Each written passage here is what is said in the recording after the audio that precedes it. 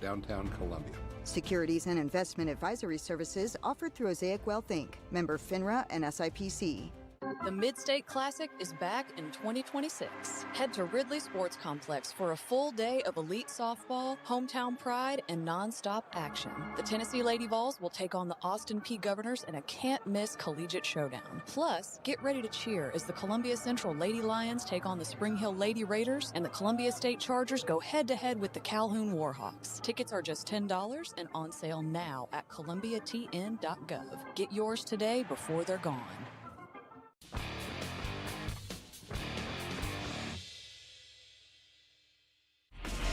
What's your favorite radio station? 101.7 WKOM. Oh! Gentlemen, we went over the rules in the dressing room. I want to caution you to keep this fight clean at all times, and what I say you must obey. Live from the WKOM studio in downtown Columbia, it's time to wake up and get woke. It's Three Dudes with a View. Let's get it on!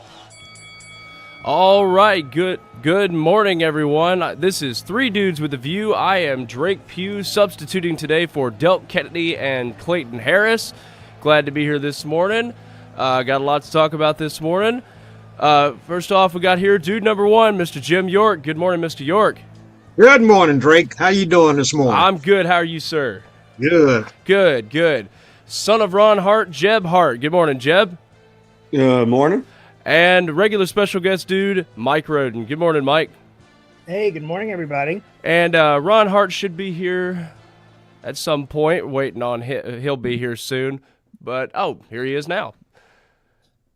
So what all we got to talk about this morning, fellas?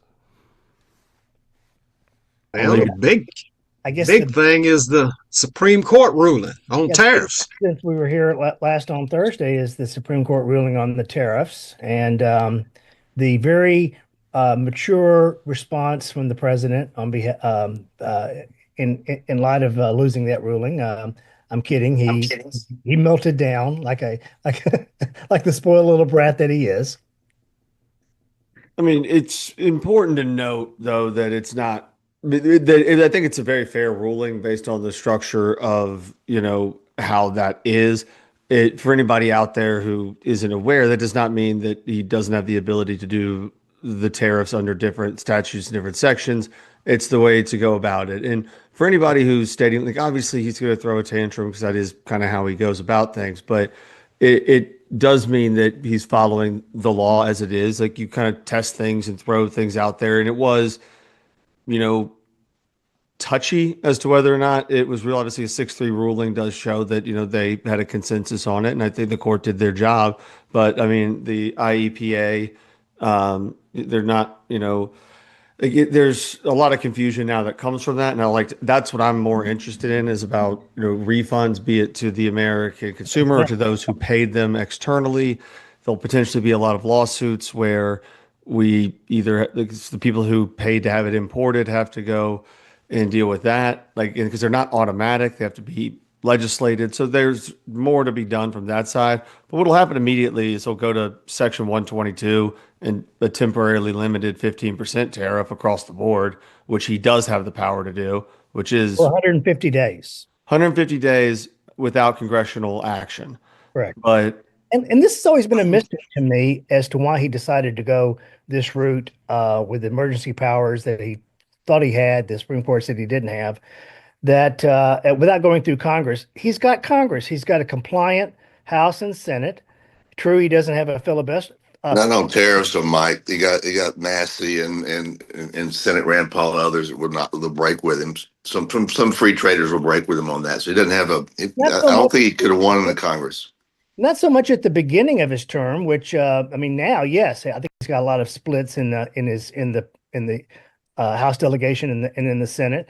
But at the beginning, when he did this, at the beginning of his term, I think he pretty much had a united House and Senate. It just is a mystery to me as to why he decided to do it this way. I think that he would have done it had he, because he wouldn't have had the ability to have done what he wanted to do, which was to be kind of an a-hole about it by changing things whenever he wanted. If you pass it through Congress, it has to be like a flat thing or at least understandable metrics, not just how you feeling today. Did they bother you yesterday? Go for it. Like, it would have had to have been laid out. If he laid out what he wanted to do, that could have never even been put into a bill.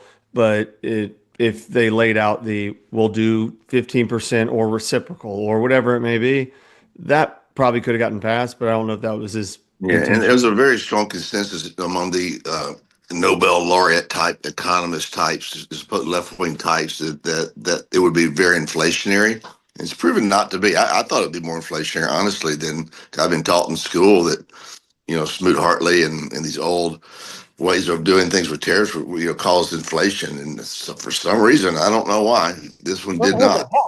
It certainly hasn't helped inflation. I mean, people are still hurting at the 2.4. So I think it's pretty good. So I don't know. Yeah, but when you look at the economy, people that have and wealthy have money, they haven't stopped consuming. They're still buying what they buy. It's the people at the lower end of the level that are having difficulty. Inflation at 2.4 is killing them because they got to make decisions whether to pay rent, buy food, or buy a car. Yeah, I bet 9% under Biden really killed him, didn't it? Well, for a short period of time, yeah. By the time Biden left office, it was about at 2.4. It's about where we are now. So, I mean, it is, yes, at the high point, it was bad. And I think we all acknowledge that. And we had a little thing called the pandemic during that time, which probably had a big influence on it. But by the time Biden left office, it had come down considerably. People didn't feel it, though. And there you have it. And just like Trump's got the same problem now. It didn't feel it? People didn't feel 9% inflation, Mike? They did. You misunderstood. They weren't working. Yeah, they felt it then, but they weren't feeling it when it came down because they were still, I guess, in that 9% inflation mode. Yeah, and they weren't feeling it at the time of the election when it was coming down. I haven't read the entire opinion, but Chief Justice Roberts wrote the opinion for the majority. I did read the concurrence by Justice Gorsuch, appointed by Trump, and I won't read the whole thing, but he makes a lot of good points in there. And the main point is that, listen, we have to go through Congress for these kinds of things. The president just doesn't have the ability to do things on his own like this. I agree. It probably was a good decision. Yeah, I agree. And they're logical about the way they go about it because they got to protect the judiciary branch and the procedure. I get it. This probably was a good decision. It was a gray area. They took a chance. It didn't work out. Well, the Constitution says that, the representatives ought to be the ones to levy taxes on the people because they're closest to the people, not the president. He represents that office. Yeah, so that's not the Constitution. The Constitution protects the Congress, and it also tells the Congress they need to step up and do their job. Yeah, but I mean, you're kind of conflating the point you made before about this being a tax on the American people. That wasn't the ruling. I understand that you're feeling, but it was a little. Well, it's not a feeling. It's what people paid. The guy, Rick Wartenberg, who filed the lawsuit, it was killing him as a small businessman. Yeah. A lot of small businessmen, a lot of farmers are very happy about the decision. A big Republican. But the question is, what happens now? What happens to this supposedly $175 billion that was collected in tariffs? Where does it go? Another question is, why did he say there was foreign influence? Why did Trump say there was foreign influence? On the Supreme Court. Probably maybe some international lobbyists spent money to probably, I don't know, to spin the matter because they're the ones paying it. I mean, I don't think that he thinks that foreign influence bribed judges, but to get something in front of a Supreme Court takes something. And obviously it's not a ridiculous, plausible jump to make to assume that foreign companies would be behooved by this going away. I mean, I don't know what evidence. All the money. Well, but the plaintiffs in the case, the ones who brought the case, were American small businessmen. I know, but that's I believe always a straw man. Where the claim was being made, not that the judges were bribed. That the case was brought on with some sort of help. I don't have any evidence of that, but I certainly don't think he was saying the judges got bribed. Well, was Clarence Thomas bribed to vote against the decision? No, You're gonna play that game. Him whatever and game they're gonna Kavanaugh play. and Alito. I think Thomas and Alito will vote to support Trump no matter what it is. I think Yeah. you can pretty much count on those votes. But it wasn't One thing is true though. You guys talk about partisanship. Mike knows this, and York, you probably won't even acknowledge it. But the math is that the Democrats appointed vote in lockstep almost unanimously, a lot more than the Republicans do. There's more diversity of thought, willing to break rank with party, like in this case, among the Republican appointees to be true to their intellectual values than Democrats. But we only had two. We only had two, Ron, to break for this case. I'm not talking and about the this rest case, of them. gentlemen. The rest If you of just them. listen real quick. Over time, there's been studies that show the Democrat appointed justices point in that vote in lockstep together on almost every issue. Republicans Can break you give rank. me the source? Can you give me the source of that study? Okay, I will say this. I will say this, Ron. Given the current lineup of the court and the cases coming up, that's probably true. I think if you have a different lineup someday in the future, I think you might see that differently. But yeah, given the fact that it's you pretty much have a 6-3 majority for a conservative type view. Ruling. Yeah. Ruling, yeah. Then yeah, I could see why that might be. They might vote more in lockstep than they would in others.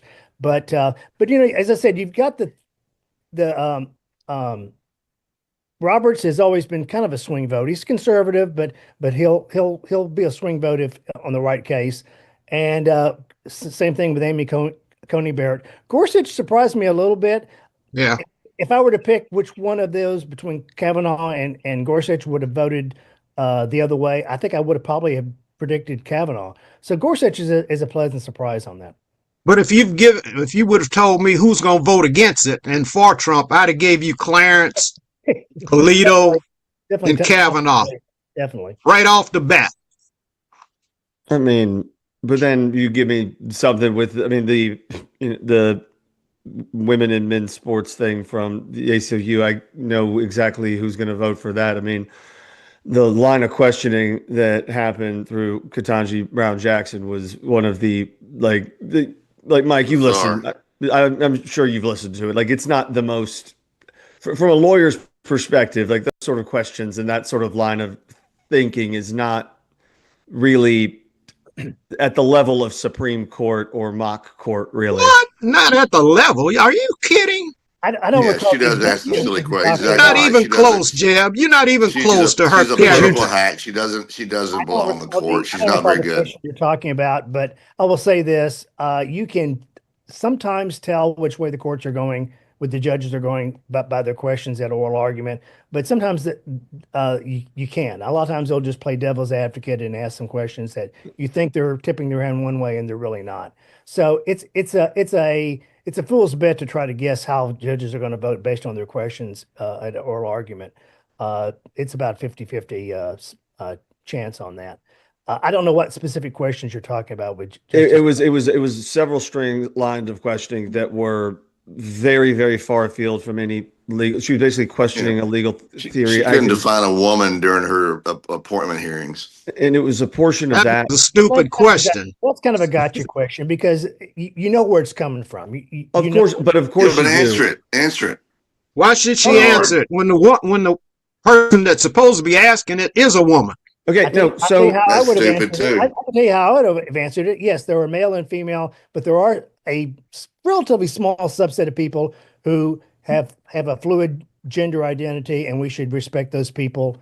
But yeah, the vast majority of people are either men or women. But to your question, Mr. York, why should she have to answer that? Yes, court case, because it's stupid. The court case that she was hearing that I'm discussing currently was about that very topic. It was about the definition of a woman in sports in the country, how they handle that through Title IX, et cetera. So it is valid to her ability to interpret the law as to how she defines it. It is not a dumb question. There's no question a dumb question. You just said it's a question. In the dumb question a minute ago. I will concede that the whole question of transgender athletes in sports has been a sticky wicket, I think, for the left, and I think the vast majority of people probably come down on saying that this is an area we're not comfortable with, and for good reason. Yep. As I said, I think we should go back. I think my solution to the problem is go back to what they used to do in the Cold War Olympics and just have a lot of testosterone tests before you compete. And if you got too much teeth, you don't compete. You know. I mean, then the Hungarians are screwed. The East German swimmers used to be the thing. Yeah, German swimmers, Russian also. All right, y'all, we got to take a quick break. We will be back here in just a moment.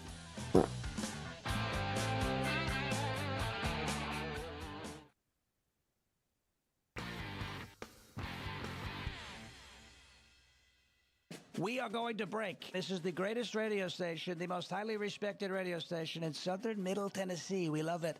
3 Dudes with a View, and we'll be right back. Good morning. I'm James Dixon with WKOM, WKRM Front Porch Radio in Columbia, Tennessee, downtown.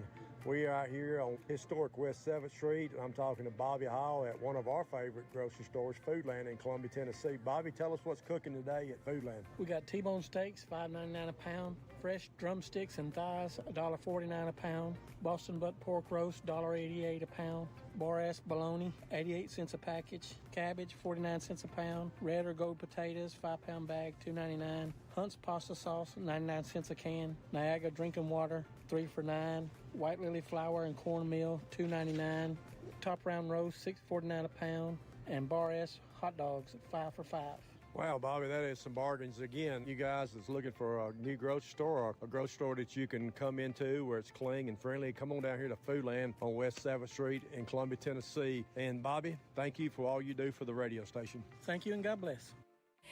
Hi, I'm Robert Rogers at Parks Motor Sales Buick GMC. Parks Motor Sales was founded by my granddad, Bobby Parks, and my great-granddad, Julian Mays, in 1958. We've been family-owned the whole time, and being family-owned, locally owned, means you get to get your next vehicle or your existing vehicle serviced by the same people who stand in the grocery line with you, drop their kids off at the same school you do, and smile and are happy to see you when they do. So come see us at Parks Motor Sales in Columbia, Tennessee on 919 Nashville Highway or parksmotorsales.com. This is Del Kennedy, Front Porch Radio. I just love Holland's Pharmacy on Hatcher Lane. When I come in, they know my name, the service is friendly, and the price is competitive. Lately, I've had mobility issues and have been using a cane. They have a new drive-in window. Help for people like me to do business at Holland's Pharmacy. 931-388-4233.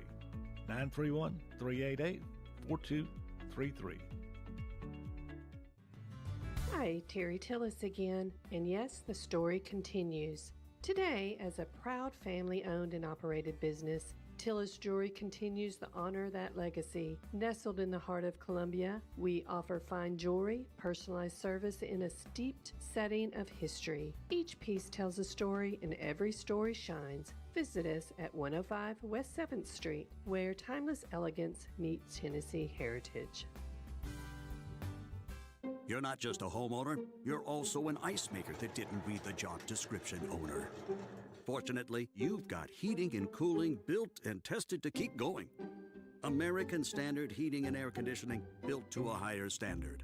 Call Davis Heating and Cooling at 931-388-2090 for all your home comfort needs. Davis Heating and Cooling is your local independent American Standard dealer and proudly serves the Murray County area. Find Davis Heating and Cooling online and on Facebook or call today, 388-2090. So here's one thing we know about February. It's the shortest month of the year, which means we don't have much time to waste. So I'm going to make this real quick. The new February instant games from the Tennessee Lottery are now available at a retailer near you. And with 4 new tickets to choose from, you could win up to $5 million. That's big news for such a small month. So drop what you're doing and make your way to play the new February instant games. And did I mention you could win up to $5 million? Pretty sure I did. The Tennessee Lottery, game-changing fun. Please play responsibly.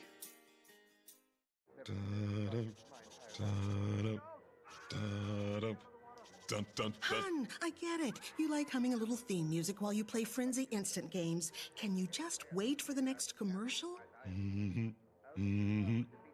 Sorry. They're here, and they're looking for a winner. The return of Frenzy Instant Games. With so many prizes, you're going to need a bigger boat. Only from the Tennessee Lottery. Game-changing fun. Just remember to play responsibly. Hey, this is Seth Moss at Tennessee Valley Equipment, a premier FAE PrimeTech, Bandit, and SureX dealer. We are your dealer for all of your land clearing and forestry mulching needs. We sell equipment, provide repair service, and parts along with a rental fleet of mulching equipment. We also offer mulching teeth, blades, and sharpening. Our number one priority is getting you up and running as quickly and affordable as possible. Tennessee Valley is located at 300 Santa Fe Pike in wonderful Columbia, Tennessee. Stop by or give us a call today at 931-981-9812.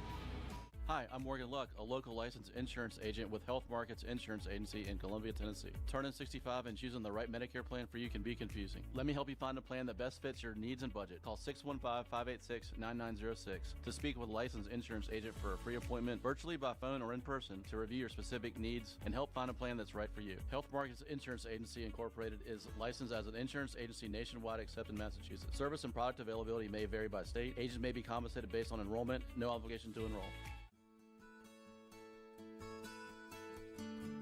Hi, this is George Ross with The Way Realty. Please allow me to share a little bit about us. We measure our success by the quality of service you receive.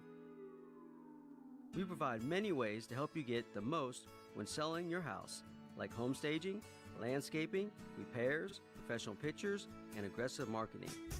Our listings are posted on the MLS, Realtracs.com, Zillow, Realtor.com, and Trulia. Your house will most likely be your biggest investment for your family and for your future retirement. Let us help you fulfill the American dream by buying, building, or selling your next home. And most importantly, let this new year be a great year by putting Jesus first in your life. Jesus Christ changes lives. I know because He changed mine.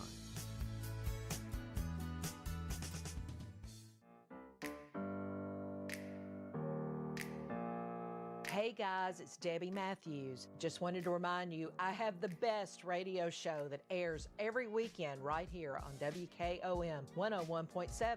Or you can also hear us on Spotify or Apple or wherever you indulge your podcast habit. So come join us. We're living in historic times in real time. Join us for the conversation on WKOM 101.7. This is Barry Dupkin. You're listening to 101.7 WKOM Columbia.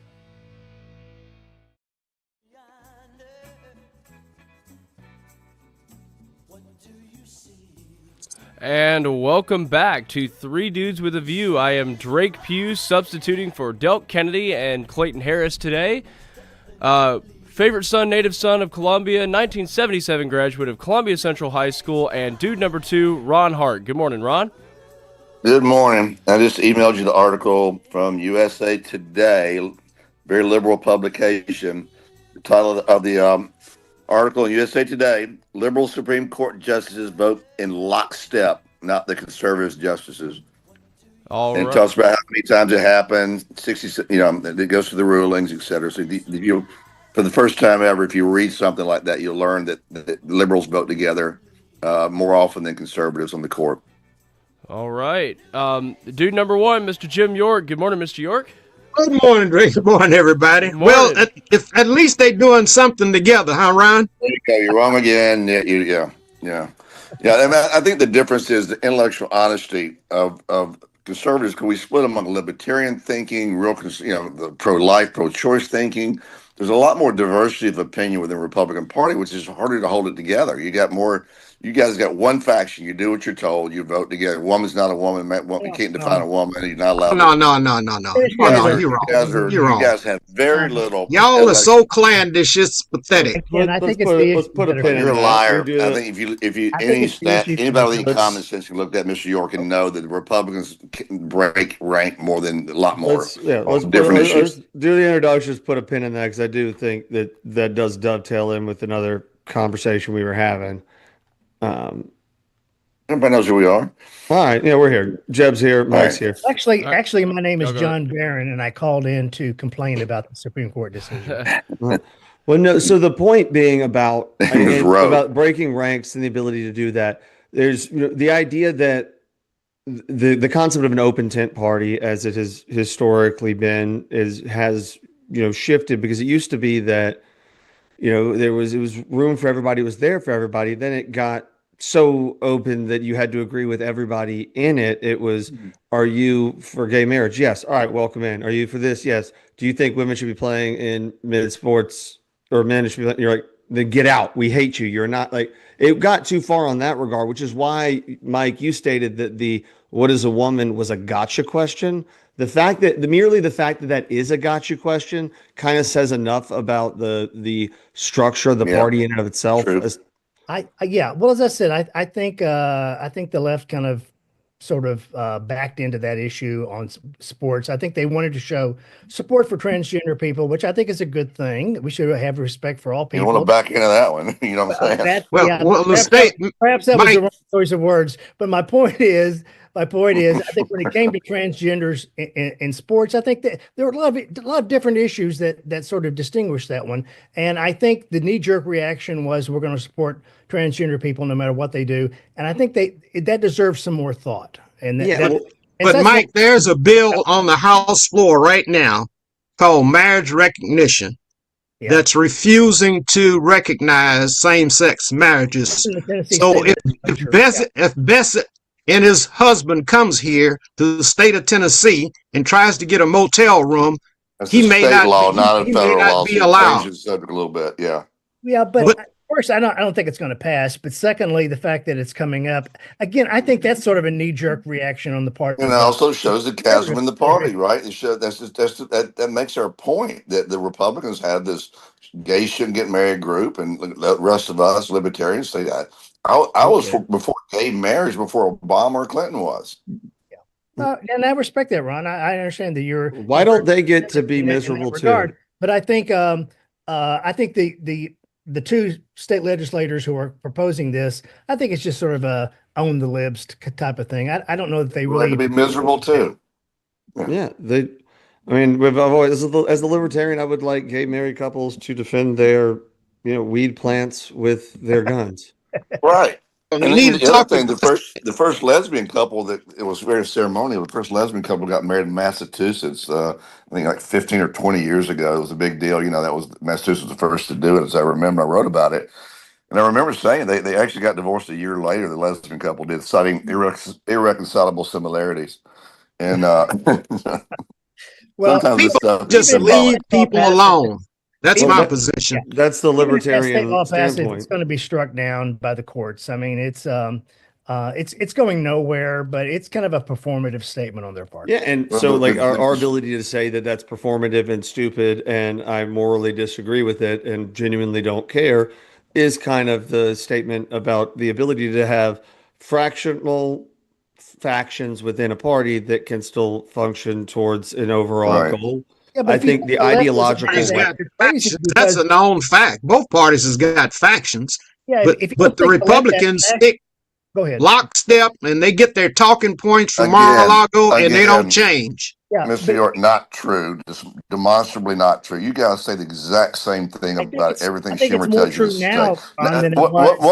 What Democrats broken with the party on whether a man's or who's Fetterman maybe a little bit will talk some things, but he doesn't vote much of a difference. Fetterman maybe Manchin about 5 years ago. I mean, who else?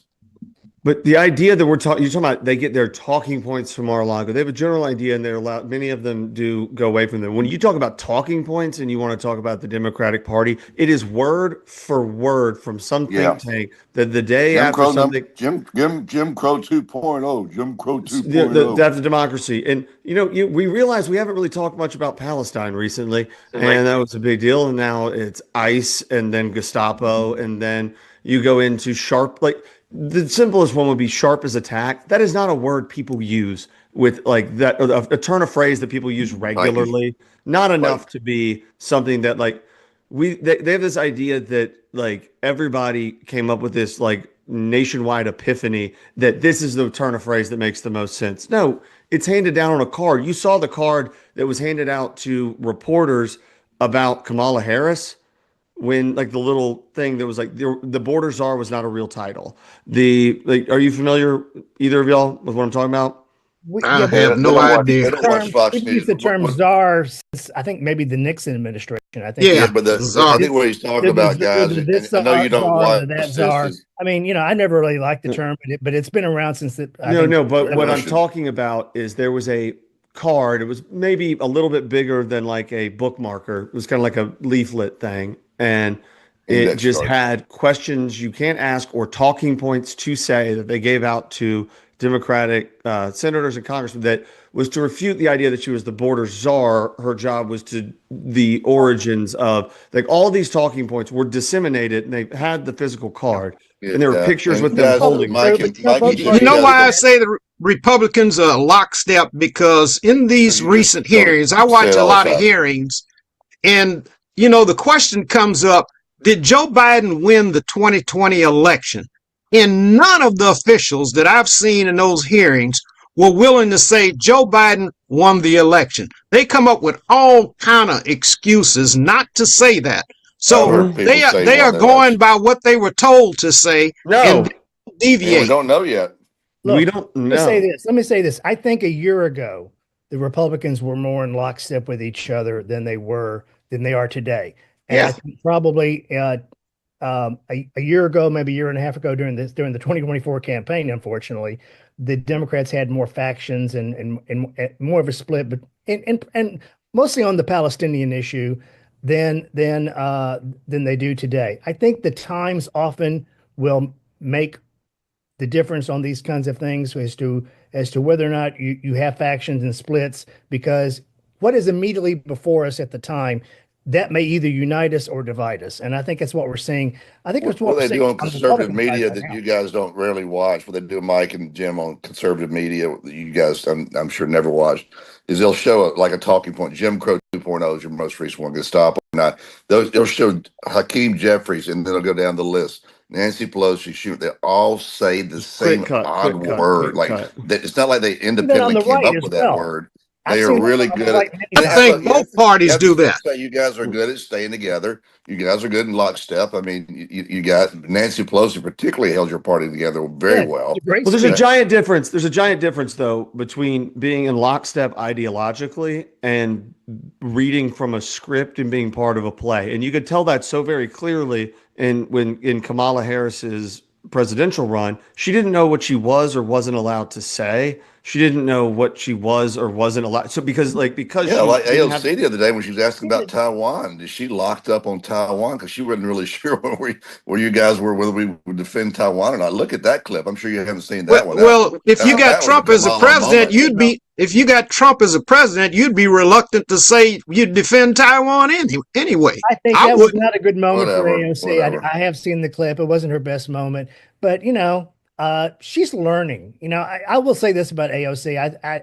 She's not the present. She may be the future. We'll see. But she needs to bake in the oven just a little bit longer. She's not quite there yet. Well, no, she needs. But I like her. I like a lot of the things she does. I think a lot. I like a lot of her passion. But I don't think she's quite there. She is indicative of she's like Bernie Sanders with more bartending experience. She's indicative of a lot of the problems on both sides of the ones that make it to the front of the line.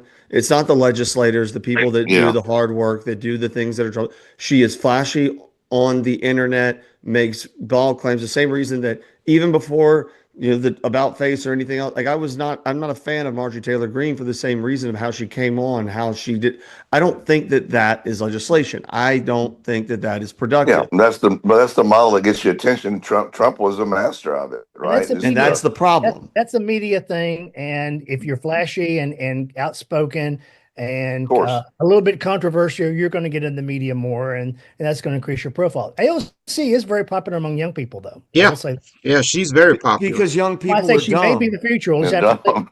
Young people are dumb. As a former young person, man, don't talk about dumb. Trump's got some of the dumbest advisors I've ever seen in the administration in my years of life. You're very unbiased, Mr. York. Yeah, I mean, and he couldn't get the people that had any intelligence. They wouldn't rejoin with him.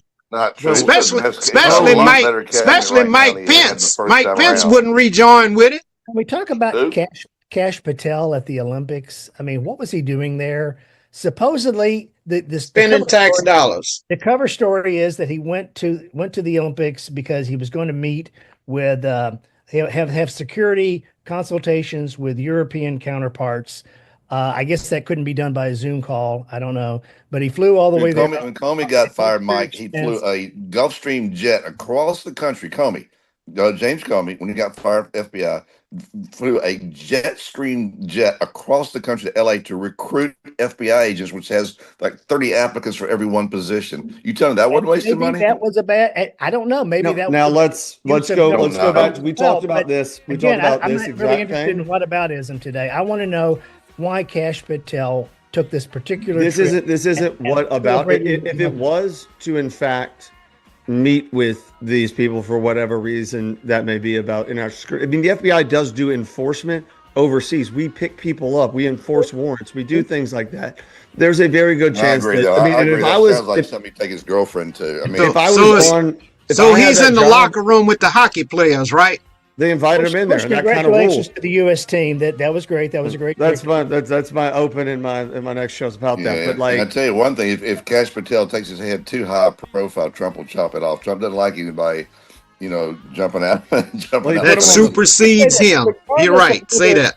Yeah, regardless of whether Understood. it was a legitimate trip that he took and he just made a little side trip to celebrate with the Olympic team, it was a bad visual. I don't think. Okay, I got to disagree there because if it was again, I don't know the details of the people he met with, the validity of it. We had talked about last week about why AOC was in Munich when she's a congresswoman from New York. All of these sort of things and justifying that version of it when she doesn't actually have any direct impact on foreign policy. She can vote on some things, but it's not really her part of a delegation. She wasn't the only one, was she? No, she wasn't the only one. She's part of what they call Cardell. She's what they call Cardell. We got to go to break. All right, yeah, we got to go to break, y'all. We'll be right back.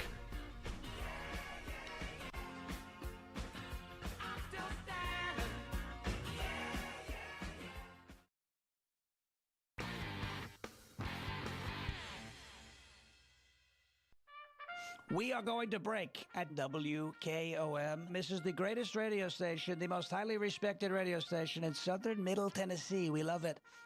This is Mark Curry at the Trailer Store. We are a local, family-owned business. Every day, I work with my wife, Susie, my mother, Becky, and my son, Justin. We offer a full line of lawnmower trailers, utility trailers, stock trailers, and a full line of trailer parts. We also offer service. Come see us at 1021 New Lewisburg Highway. Call us at 931-381-2795. That's 931-381-2795. This is Debbie Matthews with the Nashville Realty Group, and if you've been paying attention, you know the housing market has been tough, but rates are beginning to thaw. So if you're thinking about selling, the time to jump in is getting better every day. But if you're thinking about buying and those interest rates are still a little bit too high, a good agent knows how to negotiate interest rate buydowns. And I'm a good agent, so call me, Debbie Matthews with Nashville Realty Group, 615-476-3224. Some people are just obsessed with their lawns. They'd cut their grass with a pair of scissors if they could. Thanks to Gravely, they don't have to. You see, Gravely makes not only the best built and most comfortable lawnmowers, they also leave your house looking like a doggone country club.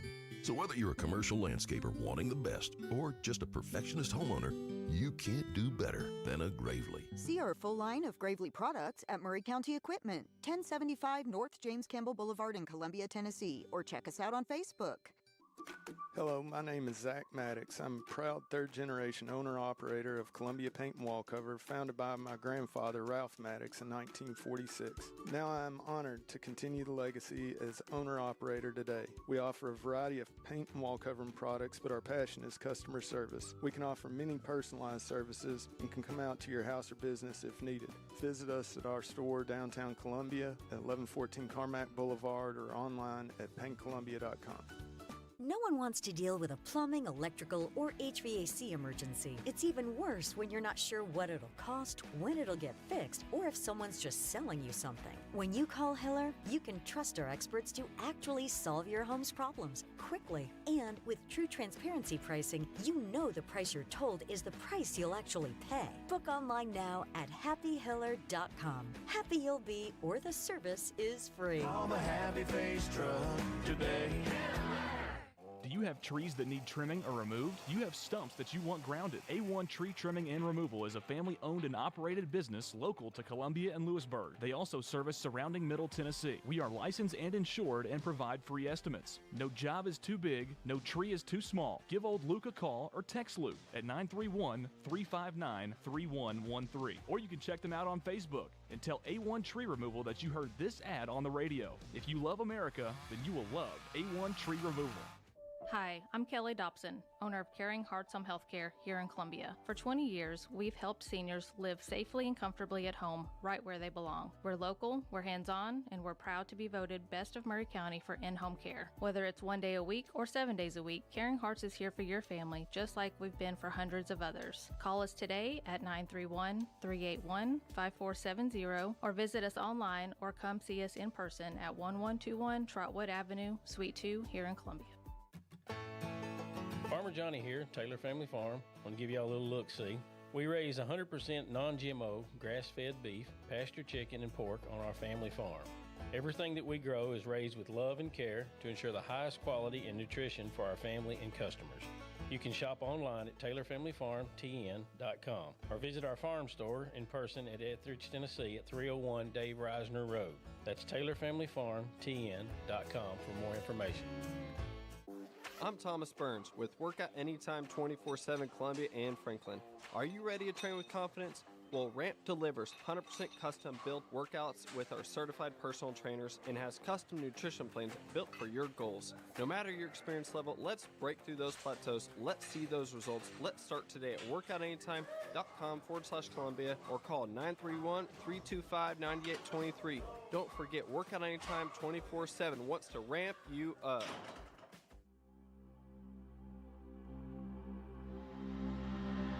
This is Del Kennedy, owner of Kennedy Broadcasting Company, operator of WKRM, historically 1340 AM, now FM 103.7, and WKOM, FM 101.7. We call ourselves Front Porch Radio, and I've said many times what that means. It means that we are working to connect this southern Middle Tennessee community one listener, one relationship at a time. Let me elaborate on what that means. We will relentlessly promote jobs, commerce, business, industry, education, arts, green space, music, rivers, the great outdoors, healthcare, churches, charities, sports, agriculture, and all the great people of southern Middle Tennessee. Join us, help us, call us. Front Porch Radio, Del Kennedy. Thank you for listening.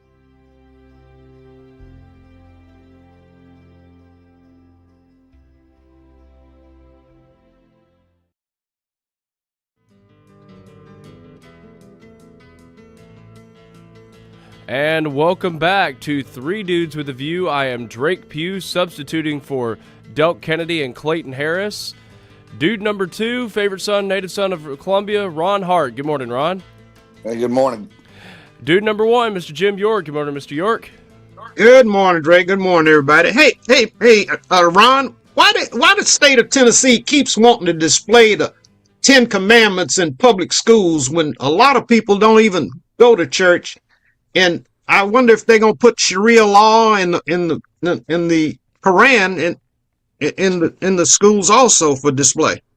Well, in New York City, are they planning to call to worship in New York City now under Madami, and also they're getting tried? Well, I'm talking about. Let me Tennessee. Can I finish? You can ask a question you want to answer. Why don't you just go to answer it? Why don't you answer it?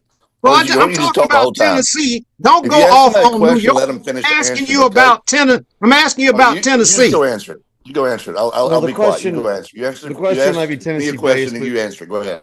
It's constitutionally based to be the question, and there's been performative. This is another example of performative legislation. I don't own the libs. Let's put the. I don't think it's a good idea. I don't think that it makes sense. I mean, there's been Supreme Court rulings against it. There's been generalizations and like rules about like how far outside it can be or whatever. On like federal buildings, like it's touchy. People don't understand. The First Amendment has 2 clauses as far as a religion is concerned. It has the speech, separation, assembly, and all that. As far as the part about freedom of religion, there are 2 clauses, and if those 2 clauses were interpreted to the extreme, literally, they would be at odds with each other. But what they say is the Congress and the states too. That's been the 14th Amendment made it applicable to the states. Congress shall make no law that abridges the freedom of religion. Okay, so that's you have the freedom of religion, or establishes in a religion. So the government can't establish a religion, can't favor one religion over another. But you're free to do whatever you want to as far as religion. Well, the states can, Mike. Is that the separation? Again, if you interpret those, to the extreme, they're going to be at odds with each other, and that's why you've got to have some reason. And it goes to the point of that being that, like, yes, there's a separation, ideally, like simply put, and I know you. The phrase, people like to say the phrase separation of church and state does not exist in the Constitution. That is true. But the guy who largely wrote the Constitution, James Madison, is the one that used that phrase, separation of church and state. Federalist Papers, right? So I'm going to give him some credit that he knew what he was talking about.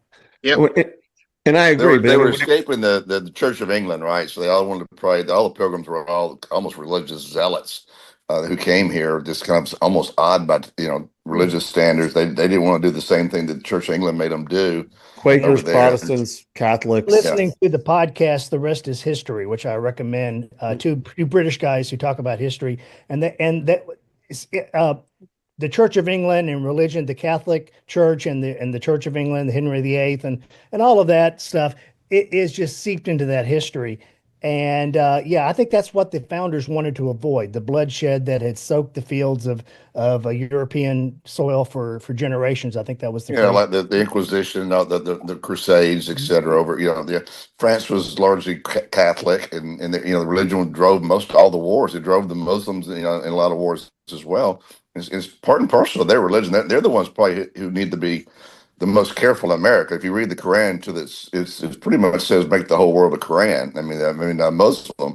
So I mean, there's some issues there with Sharia. They have their own law, Sharia law within the Quran. So that's a touchy subject. So all my fellow right now. Christians who want to put the 10 Commandments in and want prayer in school and all that may be fine for you right now. But one of these days you may be the minority in the I've country. never agreed. Well, they ought to go to a Christian school, Mike, if that's what they want. Absolutely.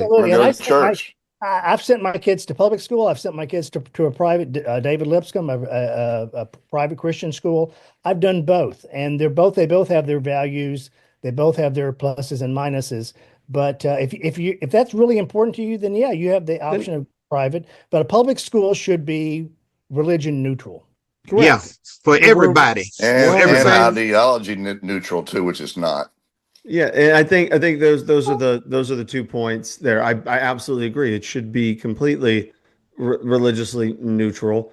I mean, in some cases, I mean, you can have conversations about the 5 pillars of Islam and then the Buddhism, and like to have people understand what it is to interact with the world, but not because it is an educational thing to understand the belief systems of those around you at a certain age. You can't teach history. But it shouldn't be indoctrination. Correct. It shouldn't be indoctrination. No. Politically either.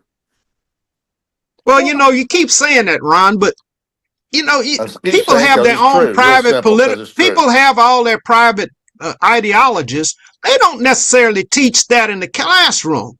Well, have you seen? I've been to a lot of different universities, and I've known people with way left and right views. And we learn subject matter. We learn subject matter. A few with the right views. So I'm not saying all of them don't do it, but I don't think it's as pervasive as you keep saying it is. Mr. York, would you mind outside the realm of not being that? And let's hear Jeb. The stats don't count.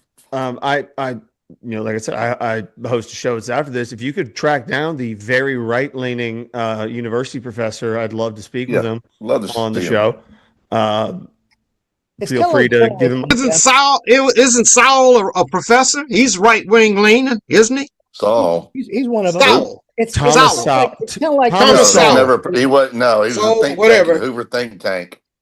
Thomas Sowell is one of the most. In that people who are left-leaning tend to go into journalism and into academia, whereas people who are more right-leaning tend to go into business and finance. And I mean, so that explains at least part of it. Why there are not as many. But because I mean, a lot of these, there's so many of these like doctorate programs that are the weirdest version of like a pyramid scheme, that the only way that you can make money off of it is by teaching it later on. Oh, come on, Jim. No, Education, Mike, academia has its faults, but people go to school to learn and to have an You're open-minded wrong view again. about the They're world. very left. Professors at almost Mike every level laugh very because he left wing. I knows want that to say there's a lot of that 95% is is the last true. poll I saw. They're Like, left Mike, wing. you- How about you- Mr. you- How about Whoopi Goldberg and Joy Behar in the Epstein list? Wow, you saw that coming. I think they were mentioned because they went to a wedding or something. No, she was asking to go somewhere, but Yeah. they were the only two women he did not ask to the island. See that Barack too. Obama wasn't on the list, was he? Barack Obama was mentioned as the president of the United States at the time. Yeah. And that's against what we've said He before. was. Because you're There's no mentioned, list. First of all, that's because you you're got to stop using mentioned in that the word. file doesn't mean you did anything wrong. I There's no think list. that's one of the biggest flaws that we did ahead of this was say that there was a defined list of accused perpetrators of the acts that we assumed happened, or that we certainly know happened in some instances, that if your name was there, you would have. And I think we had to backtrack off of that to be like, just because they met at a dinner in DC 40, like whatever it is, Well, this idea Pam of a Bondi said she had the list on her desk, didn't she? Yeah, and I That's told what it you was called for a long time. That's what he's saying. Everybody called it a list for a long time. They thought there was a list somewhere, and I thought the list when they were talking about it was the flight list. You have a jet, you're required, and I'm sure Epstein lied about it, that you have to put the names of everyone on your plane, so if it goes down, they know who's on the plane. So there was who flew on the plane list was there. But if you're gonna pedophile a child, I don't think you have any problem lying about a list to the FAA. Yeah, but Trump keeps saying I'm exonerated. Real quick though, over the weekend, a kid was killed outside Mar-a-Lago, at Mar-a-Lago. Yeah.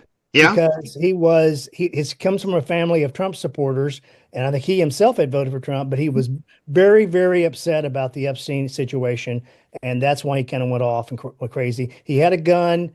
I don't know the whole details of it, but he was trying to kill. Well, the approval rating is 36% right now, Mike. That's Trump's approval rating. Well, So they got a lot of unsettled people. I don't think he's going to get reelected. I'll go out on that. Well, but the midterms are coming up, and midterms is going to nip him at the heels. He's going to nip his. He can't run. I mean, he's not going to be able to do a whole lot then, which I like. I like government that can't. I like divided government with it. You know, they can't do so much to you. I kind of like it actually. And that's pretty much how the founders envisioned it. They wanted checks and balances. They wanted the Congress to put a check on the president, and the courts to put a check on all of them if it comes to that. And then if the justices get out of line, then the Congress can impeach them. You know? And I think that the parties, though, all three. I think what we got is a president that's out of line, and this country wasn't designed to have a president like him. I would hope the Harts would agree with me that the President Trump, the best you can say is that he has pushed the boundaries of absolutely. And I he think knew he only had 1 year to do it. He probably only, he knew midterm. Almost, I don't know when the last time it didn't happen. I think maybe Bush, the junior, after the Iraq War, everybody was all giddy with war. I think they kept the House and Senate when it's been a long time, 20 years since a party in the midterms after an election didn't get, as Obama called it, shellacked. I think 98 with Clinton. I think a lot of people thought that was going to, the impeachment thing and the Lewinsky matter, all that was going to hurt him, and he kind of came out pretty good. I think. But again, it's just everything's relative, as part of the cycle. It's like a football game. Did you cover the spread? As part of the cycle, and I think that when we talk about this sort of thing, yes, is he pushing the boundaries? Absolutely. I think that he is like my child who is just testing to see what he can get away with. But as soon as I say no, he does stop. And so, like, you're talking about the Supreme Court. And why? He's never, disobeyed a legal order, even with the Garcia. He has. The Supreme Court disloyal. I mean, that's kind of. But he pointed to some of his people voting against him. That was. I think he reacted wrongly to that. I think he was testing the boundaries of something, which I like. I like the ideas. Can we do this? Can we not do that? Again, it's like the movie Dave. I like the idea of someone going to D.C. and seeing, okay, this is kind of weird. Why we run the trade? Why can't the Pentagon pass an audit? Why are we paying NATO this much money and we don't even, they're not paying their fair? There's simple questions American people have been asking of their government for years. Trump has gone in there like one of us and asked these questions. But Ron, the problem is Trump does not follow the rule of law. And Mike and I on this program have both said we are for removing illegal immigrants, but they need to be going through the process. We're out of here. Have a good one. You're lying. He does follow the rule of law. You just say stuff like that.